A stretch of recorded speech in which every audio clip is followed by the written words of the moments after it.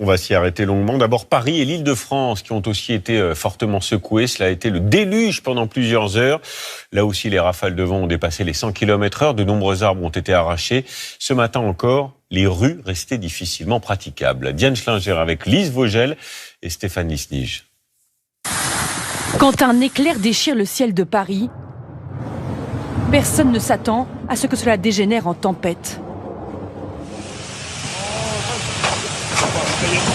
Le vent devient tourbillon, à plus de 100 km/h. Dévastateur, assourdissant. Ces touristes ont quelques secondes à peine pour se mettre à l'abri.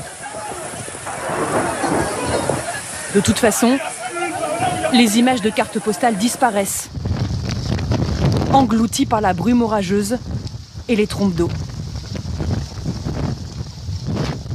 Mais c'est quoi ça là? Dans une cascade ou quoi là? Non, sortez pas, n'y allez pas. Mais mieux vaut ne pas se réfugier dans le métro. Putain, les arbres sont tombés sur ma voiture.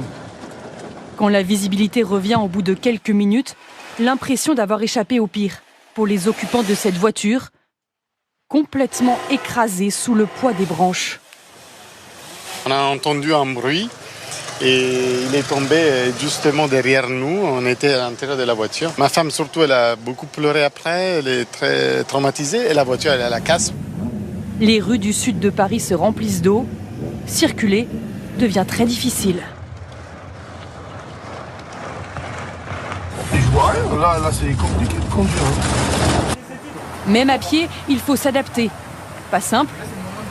Surtout quand on sort du très chic Hôtel Plaza, en robe et talons. L'eau s'infiltre partout, jusqu'à l'Assemblée nationale. Merci, Monsieur le Premier ministre. Ça fuit ? Est-ce que vous vous êtes aperçu qu'il pleuvait? Je viens de le voir, Monsieur le Premier ministre. On m'avait dit que l'hémicycle était étanche, mais visiblement... Juste après la tempête, c'est normalement le calme.